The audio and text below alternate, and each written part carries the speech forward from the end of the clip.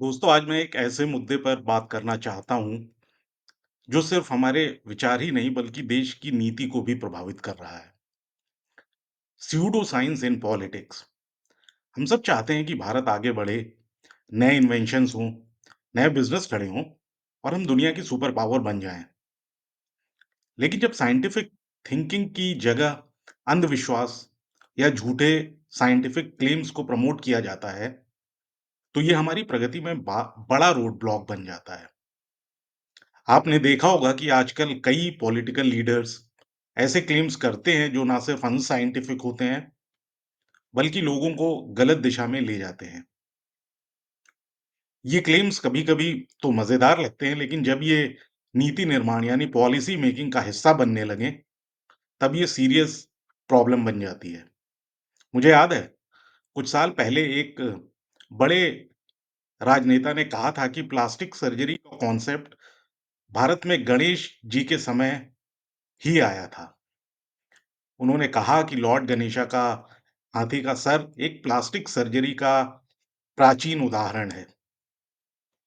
अब आप ही सोचिए, ऐसे क्लेम सुनने में मजेदार लगते हैं, लेकिन जब ये आइडियाज पब्लिक में सर्कुलेट होते हैं, तो लोग सोचने लगते हैं कि मॉडर्न मेडिकल साइंस की जगह हम प्राचीन कहानियों में सॉल्यूशंस ढूंढें।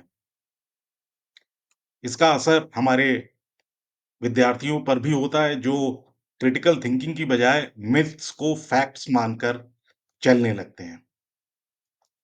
ये सिर्फ एक एग्जाम्पल है। ऐसे कई क्लेम्स हैं, जो कि आजकल न्यूज़ में देखने को मिलते हैं। एक और उदाहरण देखिए, एक सीनियर नेता ने कहा था कि पुष्पक विमान जो रामायण में डिस्क्राइब किया गया है, वही पहला एरोप्लेन था। आप ही सोचिए, जब हम एंशिएंट टेक्स्ट को मॉडर्न साइंस से जोड़ते हैं, वो भी बिना किसी प्रूफ के, तो ये सिर्फ गलत इन्फॉर्मेशन फैलाता है। क्या रामायण एक महान एपिक नहीं है? हाँ, लेकिन इसका मतलब ये नहीं है कि हम उसका यूज़ साइंस के नाम पर गलत फैक्ट्स प्रमोट करने के लिए करें। कोविड-19 के दौरान जब पूरा देश एक बड़े संकट से गुज़र रहा था, तब कुछ लीडर्स ने कहा कि गौमूत्र पीने से कोरोना वायरस का इलाज हो सकता है। इसके बाद लोगों ने लिटरली गौमूत्र पीना शुरू कर दिया, लेकिन ये अप्रोच सिर्फ उनकी हेल्थ को और बिगाड़ने लगा। आप सोचिए, जब साइंस की दुनिया के टॉप एक्सपर्ट्स नए वैक्सीन्स पर काम कर रहे थे, तब कुछ लोग बिना साइंटिफिक प्रूफ के गौमूत्र को दवा के रूप में प्रमोट कर रहे थे।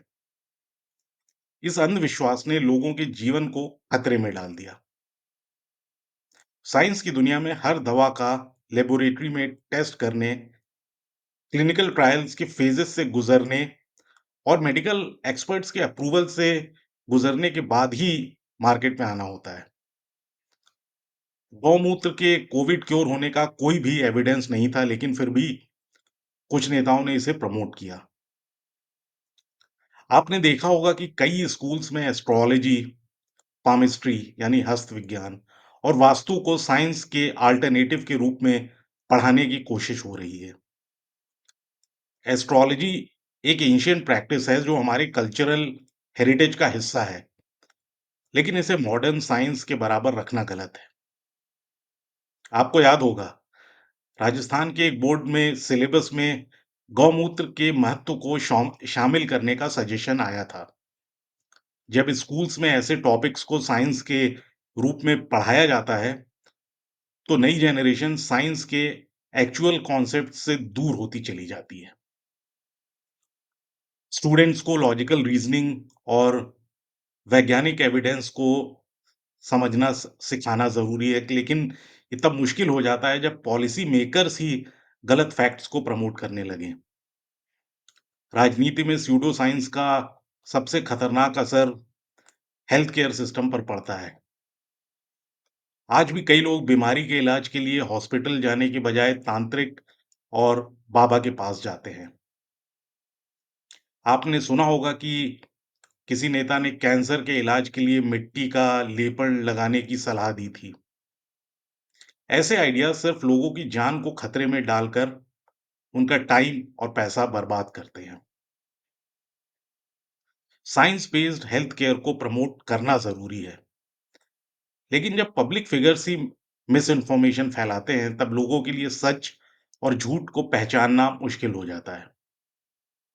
भारत जैसे देश में, जहां हम इसरो, एआई टेक्नोलॉजी और डिजिटल रेवोल्यूशन में आगे बढ़ रहे हैं, वहां अगर लीडर्स ऐसे क्लेम्स करते हैं, जो साइंस के बेसिक फैक्ट्स को ही चैलेंज करते हैं, को चुनौती देते हैं, तो ये देश के विकास को पीछे खींच देता है।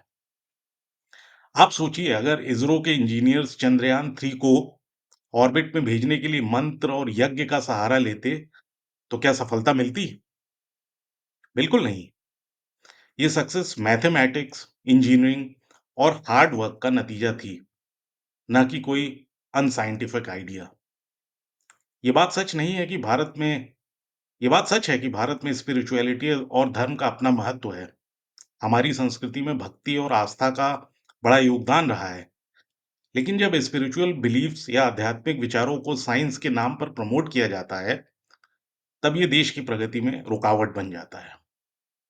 फेथ यानी आस्था हमारे मोरल वैल्यूज को सुधार सकता है, लेकिन वैक्सीन्स, टेक्नोलॉजी और एजुकेशन के लिए सिर्फ साइंस ही काम करेगा। दोस्तों, भारत को आगे बढ़ने के लिए हमें अपने लीडर्स और पॉलिसी मेकर से उम्मीद रखनी होगी कि वो एविडेंस बेस्ड साइंस को प्रमोट करें, ना कि गलत कॉन्सेप्ट्स और स्यूडो साइंस को। हमें अपने सिलेबस में लॉजिकल रीजनिंग और वैज्ञानिक सोच को बढ़ावा देना होगा। हमें मीडिया और सोशल प्लेटफॉर्म्स पर अज्ञानता और मिस इन्फॉर्मेशन को काउंटर करना होगा। आपको क्या लगता है? क्या भारत में छद्म साइंस यानी स्यूडो साइंस को लेकर अवेयरनेस बढ़ाई जानी चाहिए? क्या हमें अपने लीडर से साइंस बेस्ड नीति निर्माण की डिमांड करनी चाहिए? अपने विचार कमेंट सेक्शन में ज़रूर बताएँ, और हाँ, अगर आपको ये आर्टिकल और वीडियो पसंद आया तो लाइक, कमेंट और सब्सक्राइब करना ना भूलें, क्योंकि सिर्फ सही सोच से ही भारत को प्रगति की राह पर आगे ले जाया जा सकता है।